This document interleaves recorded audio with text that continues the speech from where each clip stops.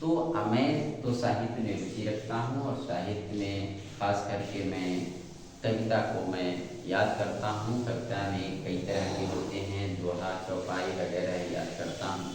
तो आइए मैं आज एक कवि के बारे में मैं आपको बताता हूँ। दोस्तों, कवि एक भक्ति काल के कवि थे।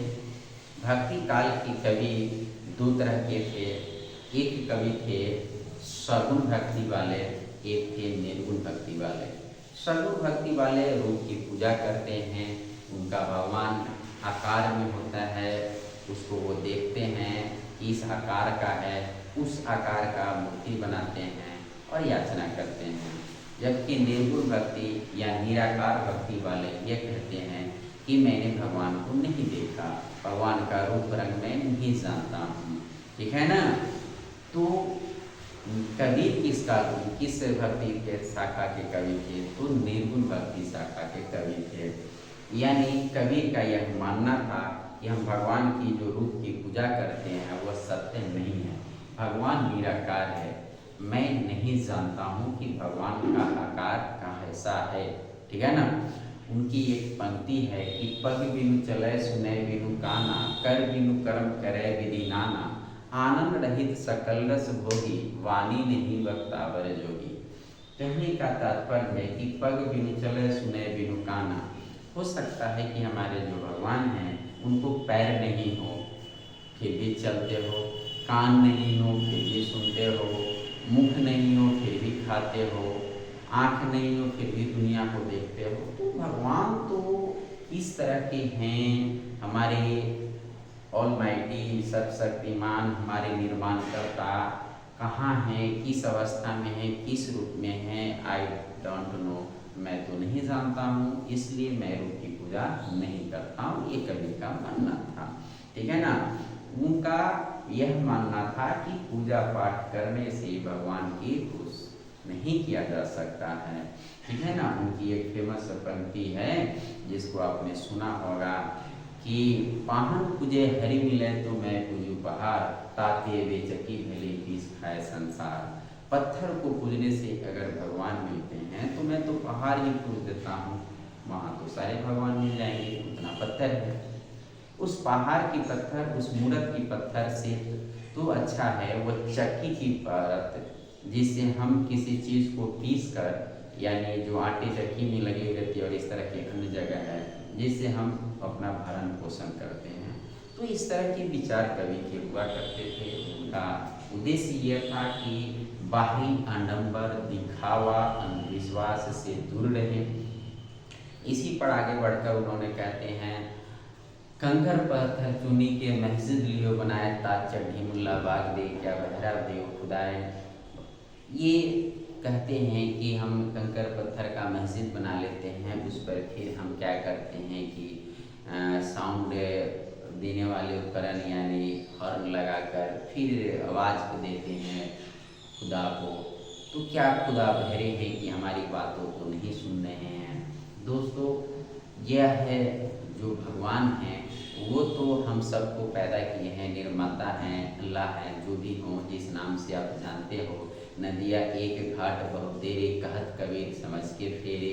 कबीर का कहना है कि नदी एक होती है लेकिन घाट अलग अलग होती है। ठीक उसी तरह से संसार का निर्माता एक है, लेकिन उसमें नदी के घाट की तरह अलग अलग, निर्माता एक है और मानने वाले संप्रदाय के लोग अनेक हैं और वो अपने अपने तरीके से अपने अपने अल्लाह खुदा गॉड में बांट लिए हैं, बस सब एक ही हैं।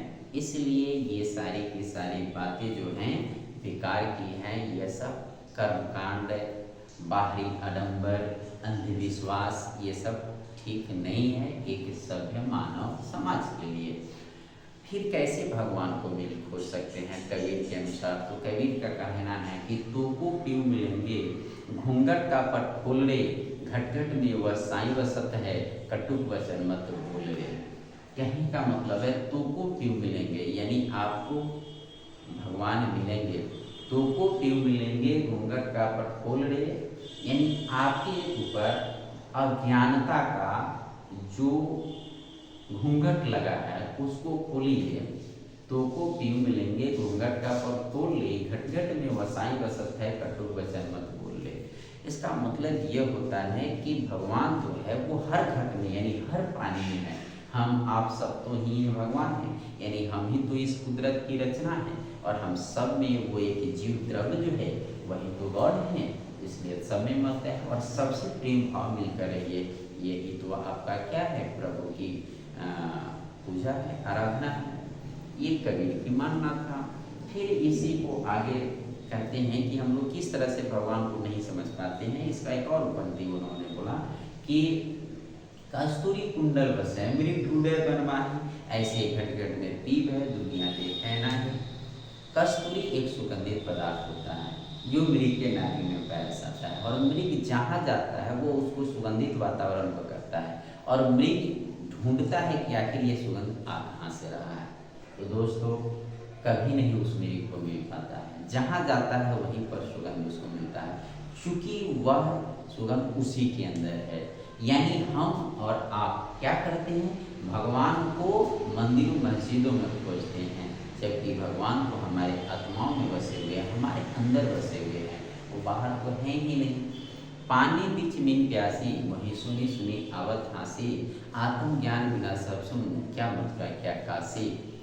कहने का तात्पर्य है कि पानी के बीच अगर मछली रहकर ये कहे कि मुझे प्यास लगी हुई है, तो ये बहुत हंसी का मजाक का बात लगेगा आपको कि ये क्या है, पानी तो तुम्हारे पास ही है। ठीक उसी तरह से हम सब भी इसी तरह से बात करते हैं।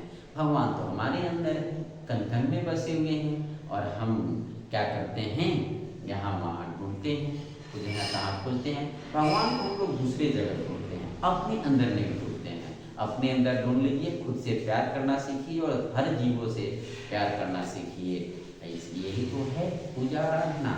इसी पर कबीर लास्ट में लिखते भी हैं कि मुँह को कहते हैं कि भगवान की तरफ से कि मुँह को कहाँ ढूंढे बंदे, मैं तो तेरे पास में, ना मैं मस्जिद ना मैं मंदिर ना काली कैलाश में, खोजी हो तो पल भर में मिलो सब सांसों की सांस में। भगवान अल्लाह खुदा और ये तो हर सांस में बसते हैं, मुझे कहीं ढूंढने की ज़रूरत नहीं है। यानी कबीर कहते हैं भगवान को ढूंढने की कहीं ज़रूरत नहीं है, वो तो हमारे रगों में बसे हुए हैं। तो दोस्तों मैंने कबीर की 2-4 पंक्तियाँ बताई। Thank you.